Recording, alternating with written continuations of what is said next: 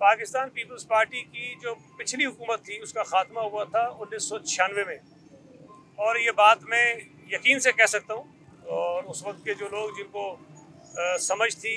जो उस वक्त शहर में थे, वो इस बात को तस्लीम करेंगे कि पीपल्स पार्टी ने इस शहर से दहशतगर्दी का खात्मा किया था और पुलिस के ज़रिए किया था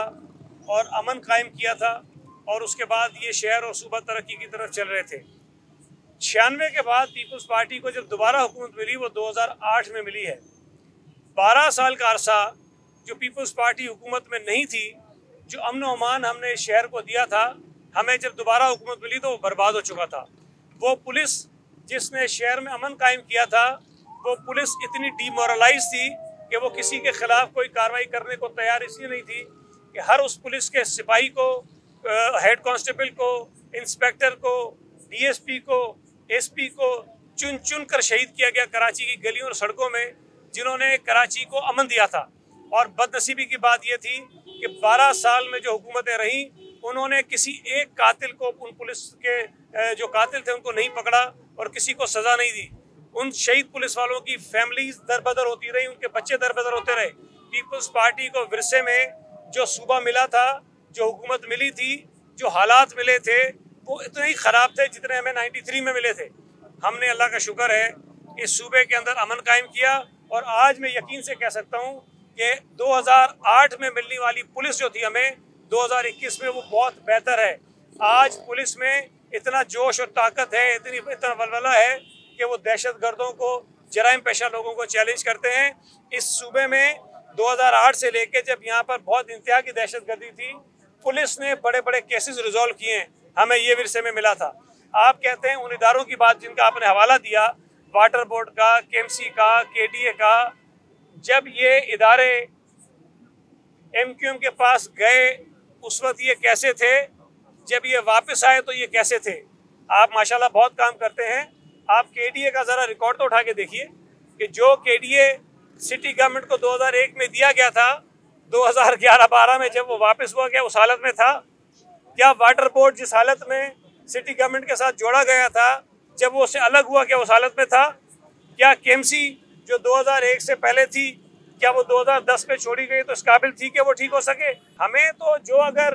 तबाहशुदा महकमे मिलेंगे और फिर हमसे ये तवक्कुह की जाएगी कि वहाँ जो गोश्त मुलाजिम हैं उनको हम निकालेंगे, वहाँ जो दहशतगर्द भर्ती हो गए थे उनको हम निकालेंगे, वहाँ इदारों के अंदर जो तबाही फैल दी गई थी उसको हम ठीक करेंगे, तो ये बात ज़हन में रखें कि इन इदारों को ठीक करना इतना आसान काम नहीं है। एक बहुत बड़ा मुश्किल चैलेंज था जिसको पीपल्स पार्टी की हुकूमत ने कबूल किया, और रफ्ता रफ्ता हमने कोशिश की कि हम इनको ठीक करें, लेकिन ये इदारे इस हालत में हैं कि इनको ठीक करने के लिए भी पता नहीं और कितने बरस चाहिए होंगे। और जब तक वो पूरी खेप जो इन इदारों के अंदर भर्ती कर दी गई है, जो काम नहीं करते हैं, तनख्वाहें किसी और काम की लेते हैं, और आपके इल्म में नहीं है कि यहाँ लोगों को भर्ती करके हाजिरी 90 पे ली जाती थी? आपके ये बात इल्म में नहीं है कि एमक्यूएम के जलसे जो कामयाब होते थे इन सरकारी मुलाजमीन की वजह से होते थे? उनका काम ये था कि तनख्वाह वाटर बोर्ड की लो, ड्यूटी एमक्यूएम की करो, और ऐसे हज़ारों लोग हैं जो ये काम करते रहे। 27 दिसंबर 2021 को शहीद मोहतरमा बेनज़ीर भुट्टो साहिबा की 14वां योम शहादत है, और योम शहादत की जो मरकज़ी तकरीब है हर साल गड़ी खुदाबख्श में मुनक्किद होती है, और इस साल भी होगी। बहुत बड़ा इज्तिमा होगा। पार्टी के चेयरमैन बिलाल भुट्टो ज़रदारी साहब और दीगर क़यादत उससे खिताब करेंगी, लेकिन कराची में चूँकि उस दिन हमारे अहदेदारान और कारकुनान नहीं होते, तो सिम्बॉलिकली आज हमने शहीद मोहतरमा बेनज़ीर भुट्टो साहिबा की याद में यहाँ ये दिए रोशन किए हैं, उनके लिए दुआ की है, और अपने इस अज़म का इजहार किया है कि हम शहीद मोहतरमा बेनज़ीर भुट्टो साहिबा की जमहूरियत के लिए, आवाम के लिए, गरीबों के लिए जो जिद्दोजहद थी उसको आगे बढ़ाएंगे। शहीद मोहतरमा बेनज़ीर भुट्टो का 14वां योम शहादत 27 दिसंबर को नहायत अक़ीदत व एहतराम के साथ मनाया जाता है, और मरकज़ी तकरीब गड़ी खुदाबख्श में मुनक़्क़िद होती है। जलसा आम का टाइम जो है बाद नमाज ज़ोहर होता है, तो इंशाअल्लाह इससे पार्टी की मरकज़ी लीडरशिप और चेयरमैन बिलाल भुट्टो ज़रदारी साहब, आसिफ अली ज़रदारी साहब इस जलसा आम से खिताब करेंगे, और मुल्क की सियासी सूरत हाल पर अहम